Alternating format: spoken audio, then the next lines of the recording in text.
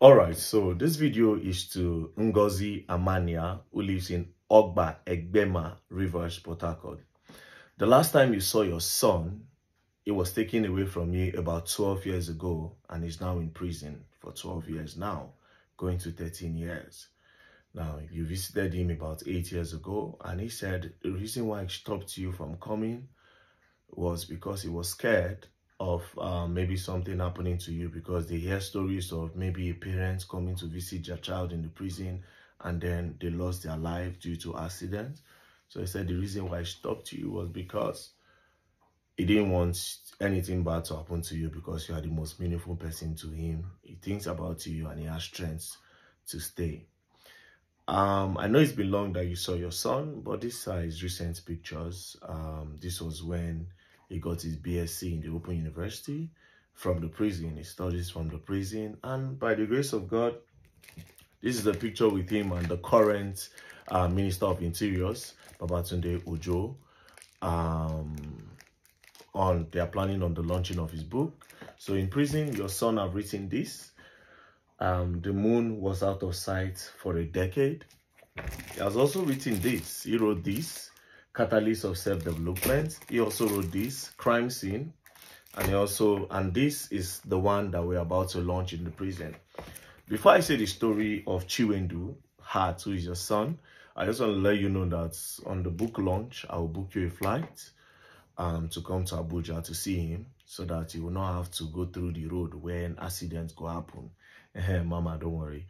So you come to Abuja, I'll get you a hotel and I'll book you a flight to and fro. So yeah, that one is settled.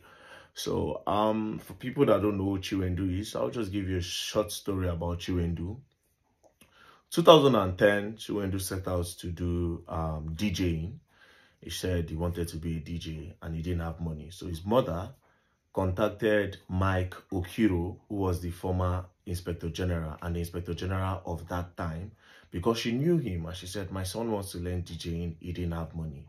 Mike Okiro said, come to my house. He gave the boy 500,000 naira as at 2010, so that Chiwendu Hart would learn DJing. Chiwendu Hart said he started learning DJing, and then he was so good, then they called him to come and play in a club.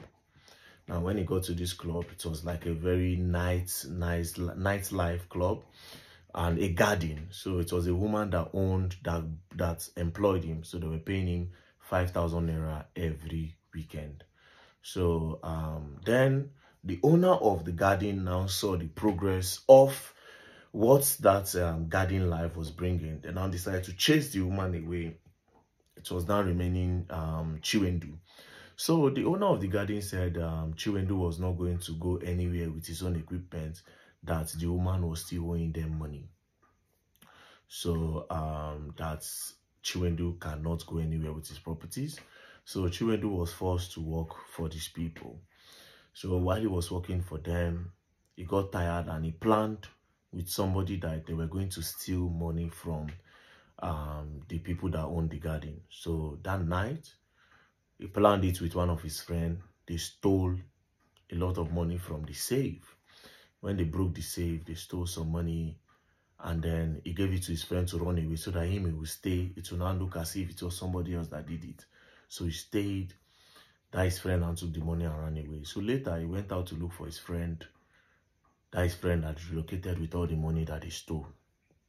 So Chiwendu said he came back to the place since nobody suspected him. He continued. Then he planned that he was going to carry his DJing equipment, his laptop and everything, and he was going to run away. Now, that day came. He stole both the garden people. He stole their own equipment and he carried his own and he ran away. So when he ran away, they looked for him. They didn't see him. So he gathered all the money. Then he came to Abuja. He said when he came to Abuja, the money he sold everything for peanuts, but he came with his laptop. So when he came with his laptop, he started going around telling people that I'm a DJ, I need job, but there was no job. So one day, 2010, he went to 2011, which was the next year, he went to Pepsi Mall. If you know Pepsi Mall, around Muse Market Zone 5. Close to Pepsi Mall, there was a car wash. So he stayed there and he said there was a DJ inside Pepsi Mall then that was waiting for him. Then somebody washed car and paid the Aboki guy, I think he said 300 naira. I was like, one wash 300. Spoke to the Aboki and told him he didn't have anywhere to stay. The Aboki man said, okay, no wahala, come, I will take you in. You know, it took him in. Chiwendu said he started making a lot of money until one day a woman came. And by this time, his laptop had spoiled. So he said, okay, this money I'm making, I'll use it to get a good laptop, because the person he was waiting for, the DJ he was waiting for in FFC Mall, said, I can only help you if you have your own laptop. So he was saving money to buy a laptop, and he was making a lot of money from doing car wash.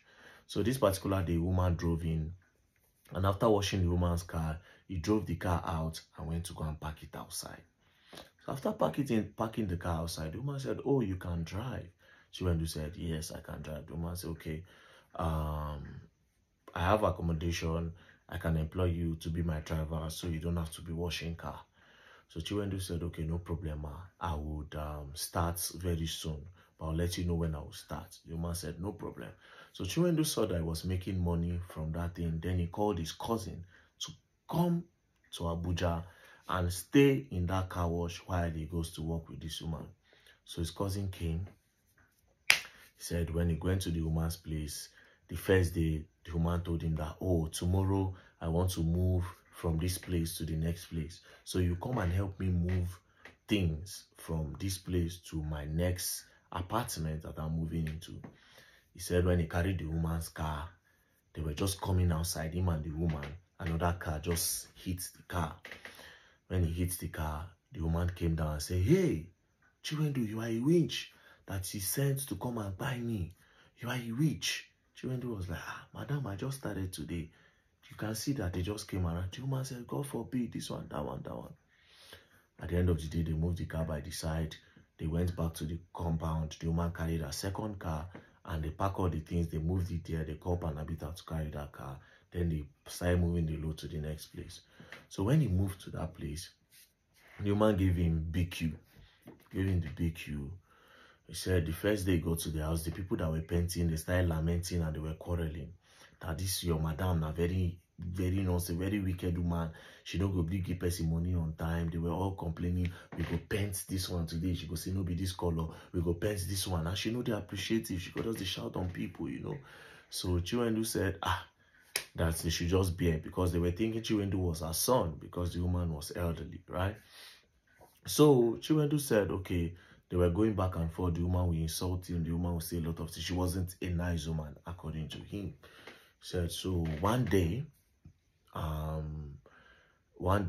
the woman, now is monthly work now, it was now month end for the woman to pay. You understand? Now, I am rushing this because I actually want you guys to buy the book and read. So I'll rush it. The whole story is here. So he said, it was month end. It was time for the woman to pay. The woman refused to pay him. I said she does not like the way he was working and that she's not going to pay. Cut the long story short, the woman refused to pay Chiwendu his money. Chiwendu now planned that him and his cousin, they were going to hold the woman down and collect money from her and they will run away. So him and his cousin, they held the woman by the hand. They tied her up, you understand? So when they tied the woman up, the woman was struggling with them, but the woman was elderly and she senior them. As at this time, Chiwendu was 22 years old. So they held the woman down. The woman pushed his cousin and beat his hand. When the woman beat his hand, the cousin, Chiwendu was shouting. The cousin now pushed the woman. The woman just hit her head on the wall, and that was it. They tapped the woman. The woman did not wake up. They tried everything. She didn't wake up. They knew she had died. They entered the car. One of her car. They drove to Owerri. It was in Owerri. Police now came and traced the car and caught them. So by the time they got to Abuja, police have already arrested about 12 people that were in the compound. So Chiwendu said he now told the policemen that, see you, it is me that did it. Please let all these people go. I did not do it deliberately. It was because the woman was bad to me. That was why I said I wanted to tie her up, carry some money and run away. That was my plan. But the woman was stronger than us. She overpowered us. And then we pushed her. She hit her head and that was it. you know. So they now released everybody and held Chiwendu. Chiwendu and his cousin, they got to court. When they got to court, the woman's family were very serious with the case. They got to court and they told the judge that they were guilty. The judge said, we'll review the case. Let it not be like somebody else is forcing you people to say this, to take the fall. Now, this case have been adjourning, going on, and now this is the 13th year Chiwendu is still there. Now, for the progress Chiwendu have made for himself, I'm really proud of him. He's now a graduate in the prison. He went to school, which is how he was able to write these 4 books. You understand? And while in prison, something happened. If you remember the time that Kuje prison was broken, when they say prisoners escape, Boko Haram were the ones that actually did it. So they gave me, Chiwendu gave me the whole story, and other prisoners that were with us the day he gave me the story. Chiwendu said, 30 minutes before Boko Haram got to the prison gates, they were shooting from Kuje Junction and they were coming. So before they got to the prison, everybody don't escape. Even all the prison wardens, they don't run. You understand? Boko Haram put bomb, boom! They blasted the whole place. When they blasted the whole place, they brought out all the prisoners and told them to sit down. When they told them to sit down, Boko Haram started preaching to them. After preaching to them, Boko Haram said they carried bags of money. He said they were there for like an hour. Boko Haram, in front of the prison, sat all the prisoners down and said, after preaching to them, told them that it is Allah that sends them to come and release them, that they are not here to buy anybody, they are not here to do anything, they just want to rescue people. They now said, if you want to join Boko Haram, come to this side. If you don't want to join Boko Haram, sit down. Some people went to join Boko Haram while others sat down. So Boko Haram started sharing 5,000, 2,000, 3,000 to the people that want to run and find their way. So Chiwendu said, they came, he sat down, but he refused to go anywhere. Do you understand? Like I said, the whole story is here. He refused to go anywhere because he felt like, I am now a changed person. I'm not going to run until I am done with the police and I'm done with the sentence. I don't want to run again. I'm now a changed person. You understand? So now, the reason for this video is 2 things. This book launch is coming soon. That's 1. Number 2, Chiwendu have spent 13 years. This is the 13th year now in Kuje prison. As a matter of fact, his IPO for the case then, his prosecutor for the case, is now a police service chairman or something like that. I can't remember what he is. But the judge of his case is now the chief judge of FCT, according to what he told me. So we are hoping that something good might come out of this. Why? Because the family of the woman that actually said they want to withdraw the case, that they've forgiven Chiwendu, knowing fully well, after years, I think after like 5 years, they said they don't want to do the case anymore. They've forgiven him, knowing fully well that it was a mistake, and then all those things happen, you know. So now it is left in the hands of the Commissioner of Police to withdraw the case. You understand? Commissioner of Police need to withdraw the case because the family of the woman tried to withdraw the case, but they couldn't. They couldn't because the case have now moved from the family hand to the hands of the government. So it's only the Commissioner of Police that can withdraw the case. So that is the short story of Chiwendu. But please, I think this is available on the Play Store. The moon was out of sight for a decade. Chiwendu is still in prison. I will try my best to go and see the Commissioner of Police of FCT, which is Commissioner of Police Igwe. So in respect of this, and I pray and I hope something will be done and the case will be reviewed, because 12 years long is just to beg them, not to beg, say, I beg, please, you guys should review this case again. So that's the story of Chiwendu. Peace and love. So mama, prepare yourself. Thank you.